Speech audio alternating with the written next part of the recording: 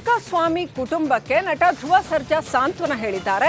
ಅವ್ರು ಏನ್ ಹೇಳಿದ್ರು, ಧ್ರುವ ಸರ್ಜಾ ಹೇಗೆ ಮಾತಾಡಿದ್ರು, ಏನ್ ಹೇಳಿದ್ರು ಅಂತ ರೇಣುಕಾಸ್ವಾಮಿ ತಂದೆ ರಿಪಬ್ಲಿಕ್ ಕನ್ನಡಕ್ಕೆ ಎಕ್ಸ್ಕ್ಲೂಸಿವ್ ಆಗಿ ಮಾತನಾಡಿದ್ದಾರೆ. ಧ್ರುವ ಸರ್ಜಾ ಸಾಂತ್ವನ ಹೇಳಿದಂಥದ್ದು ಹೇಗಿತ್ತು, ಏನ್ ಹೇಳಿದ್ರು ಅನ್ನೋಂಥದ್ದು ಅಭಿಮಾನಿಯ ಫೋನ್ನಲ್ಲಿ ಮಾತನಾಡಿ ಧ್ರುವ ಸರ್ಜಾ ಸಾಂತ್ವನ ಹೇಳಿದ್ರು. ನಾವು ನಿಮ್ಮ ಕುಟುಂಬಕ್ಕೆ ಸಹಾಯ ಮಾಡ್ತೀವಿ, ನಿಮ್ಮ ಪರವಾಗಿ ನಾವಿದ್ದೀವಿ, ತಪ್ಪಿತಸ್ಥರಿಗೆ ಶಿಕ್ಷೆ ಆಗಲೇಬೇಕು ಅಂತ ಧ್ರುವ ಸರ್ಜಾ ಹೇಳಿರೋದನ್ನ ರೇಣುಕಾಸ್ವಾಮಿ ತಂದೆ ರಿಪಬ್ಲಿಕ್ ಕನ್ನಡಕ್ಕೆ ಹೇಳಿದ್ದಾರೆ.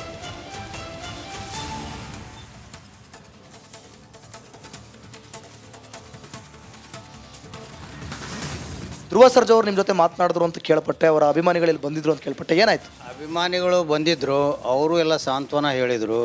ಆಮೇಲೆ ಫೋನ್ ಮೊನ್ನೆ ಒಂದು ಸ್ವಲ್ಪ ಸಹಾಯ ಮಾಡ್ತೀವಿ ಅಂತ ಒಂದಿಷ್ಟು ಇದು ಮಾಡಿದರು. ಆಮೇಲೆ ಅವರು ಸರ್ಜಾ ಅವರಿಗೆ ಫೋನ್ ಮಾಡಿಕೊಟ್ರು. ಅವರು ಕೂಡ ಅದೇ ಹೇಳಿದರು, ನೀವು ಧೈರ್ಯವಾಗಿರ್ರಿ, ನಿಮ್ಮ ಪರವಾಗಿರ್ತೀವಿ, ನಿಮಗೆ ಏನು ಸಹಾಯ ಬೇಕಾದ್ರೂ ಕೇಳ್ರಿ, ನಾವು ಎಲ್ಲ ರೀತಿಯ ಸಹಾಯ ಮಾಡ್ತೀವಿ. ಆಮೇಲೆ ಯಾರು ತಪ್ಪಿತಸ್ಥಿದ್ದಾರೆ ಅವ್ರಿಗೆ ಶಿಕ್ಷೆ ಆಗಲೇಬೇಕು ಅಂತ ಕೂಡ ಅವರು ಹೇಳಿದರು. ನಮಗೆ ಹೇಳಿದರು, ನಮಗೆ ಏನು ಬೇಕಾದ್ರೂ ಸಹಾಯ ಕೇಳ್ರಿ ಅಂದರು. ಆಯಿತು ಅಂತ ನಾವು ಮಾಮೂಲಿ ಏನಿದೆ ಅದು ಹೇಳ್ಬಿಟ್ವಿ ಅಷ್ಟೇ. ನಮಗೆ ಭಾಳ ಕಷ್ಟದ ದುಃಖದಲ್ಲಿ ಇದ್ವಿ, ಹೆಚ್ಚಿನ ನಾನು ಮಾತಾಡೋಕ್ಕಾಗಲಿಲ್ಲ. ಅವರು ಧ್ರುವ ಸರ್ಜಾ ಅವರು ನಿಮ್ಮ ಜೊತೆ ಮಾತನಾಡಿದ್ರು ಅಂತ ಕೇಳ್ಪಟ್ಟೆ, ಅವರ ಅಭಿಮಾನಿಗಳಲ್ಲಿ ಬಂದಿದ್ರು ಅಂತ ಕೇಳ್ಪಟ್ಟೆ, ಏನಾಯ್ತು? ಅಭಿಮಾನಿಗಳು ಬಂದಿದ್ದರು, ಅವರು ಎಲ್ಲ ಸಾಂತ್ವನ ಹೇಳಿದರು. ಆಮೇಲೆ ಫೋನ್ ಮೊನ್ನೆ ರೇಣುಕಾಸ್ವಾಮಿ ವಿಚಾರಕ್ಕೆ ಸಂಬಂಧಪಟ್ಟಂತ ಇನ್ನೊಂದು ಅಪ್ಡೇಟ್ ಬರ್ತಾ ಇದೆ ಚಿತ್ರದುರ್ಗದಿಂದ. ಅವರ ಕುಟುಂಬಸ್ಥರು ಮಾತನಾಡಿರ್ತಕ್ಕಂಥದ್ದು.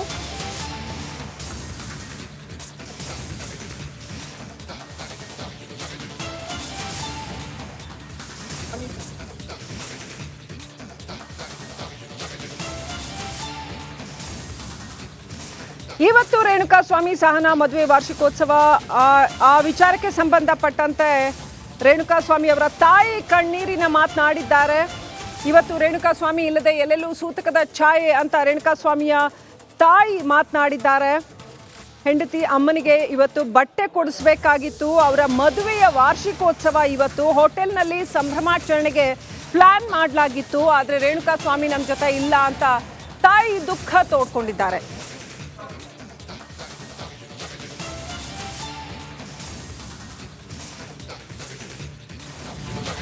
ಚಿತ್ರದುರ್ಗದ ರೇಣುಕಾಸ್ವಾಮಿ ಅವರ ಹತ್ಯೆ ಏನಾಗಿದೆ, ಈಗ ಪ್ರಕರಣ ತೀವ್ರ ಸ್ವರೂಪದಲ್ಲಿ ತನಿಖೆ ಆಗ್ತಾ ಇದೆ.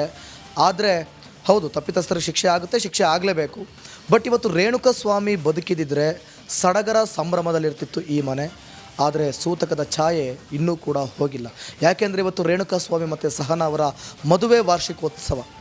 ಅವ್ರನ್ನ ಅದ್ರ ಬಗ್ಗೆ ಮಾತಾಡ್ಸೋದಕ್ಕೆ ಸಾಧ್ಯ ಆಗಲ್ಲ. ಸೊ ಹಾಗಾಗಿ ಅವರ ಅತ್ತೆ ಇದ್ದಾರೆ, ಅಂದರೆ ರೇಣುಕಾಸ್ವಾಮಿ ಅವರ ಅಮ್ಮ ಇದ್ದಾರೆ, ನಾನು ಅವ್ರನ್ನೇ ಮಾತನಾಡ್ತಾ ಹೋಗ್ತೀನಿ. ಅಮ್ಮ ನಮಸ್ತೆ. ಇವತ್ತು ಇಬ್ಬರದು ಕೂಡ ಅಂದರೆ ಮದುವೆ ವಾರ್ಷಿಕೋತ್ಸವ ರೇಣುಕಾಸ್ವಾಮಿ ಮತ್ತು ಸಹನಾ, ಇವತ್ತೆಲ್ಲ ಒಂದು ವರ್ಷದ್ದು, ಮೊದಲನೇ ವರ್ಷದ್ದು. ಇವತ್ತು ಚೆನ್ನಾಗಿದ್ದಿದ್ರೆ ಇವತ್ತು ಸಡಗರ ಸಂಭ್ರಮ ಎಲ್ಲ ಪ್ಲಾನ್ ಮಾಡಿದ್ರಿ ಅಂತ ಕೇಳ್ಪಟ್ಟೆ, ಏನು ಹೇಳ್ತೀರಿ? ಹೌದು, ನಾವೆಲ್ಲ ಅವನು ನಮ್ಮ ಮೊದಲೇ ಹೇಳಿದ್ದ ನಮಗೆ, ನಾವೆಲ್ಲ ಅವತ್ತಿನ ದಿವಸ ನಾವು ದೇವಸ್ಥಾನಕ್ಕೆ ಹೋಗಿ ಬರೋಣ, ಹೋಟ್ಲಿಗೆ ಹೋಗೋಣ, ಎಲ್ಲರೂ ಸೇರ್ಕೊಂಡು ದೊಡ್ಡ ಸೆಲೆಬ್ರೇಟ್ ಮಾಡೋಣ ಅಂತ ತುಂಬ ಆಸೆಪಟ್ಟು ಅವ್ರ ಅಪ್ಪಾಜಿಗೆ, ನನಗೆ, ಅವ್ರ ಹೆಂಡತಿಗೆ, ನನ್ನ ಮಗಳಿಗೆ, ಅವರ ಯಜಮಾನ್ರಿಗೂ ಬರೋಕ್ಕೆ ಹೇಳಿದ್ದ. ಮಾಮ ಬನ್ನಿರಿ ಹೋಗೋಣ, ಎಲ್ಲರೂ ಸೇರ್ಕೊಂಡು ನಾವು ಮಾಡೋಣ ಅಂತಂದು ಭಾಳ ಖುಷಿಯಲ್ಲೇ ಇದ್ದ. ಅದು ಮಾಡಬೇಕು ಅನ್ನೋ ಒಂದು ಇದು ಇತ್ತು. ಅವನ ಹೆಂಡ್ತಿಗೂ ಹೇಳಿದ್ದ, ನಾನು ಏನಾರು ಒಂದು ಡ್ರೆಸ್ಸು ಅಥವಾ ಏನಾರು ಕೊಡಿಸ್ತೀನಿ, ಹೋಗಬೇಕು. ಇವತ್ತಿಗೆ ಒಂದು ವರ್ಷದಲ್ಲಿ ನಮ್ಮ ಮನೆ ತುಂಬ ಸಡಗರ ಇತ್ತು. ಎಲ್ಲರೂ ಮದುವೆ ಕೂಡ್ಕೊಂಡು ಎಲ್ಲ ಜನ ನೆಂಟರಷ್ಟೆಲ್ಲ ಬಂದು ಅವನಿನ ಮದುವೆ ಮಾಡಿ ಹಾರೈಸಿ ಆಶೀರ್ವಾದ ಮಾಡಿ ಹೋಗಿದ್ರು. ಆದರೆ ಈ ರೀತಿ ಆಗುತ್ತೆ ಅಂತ ಗೊತ್ತಿರಲಿಲ್ಲ.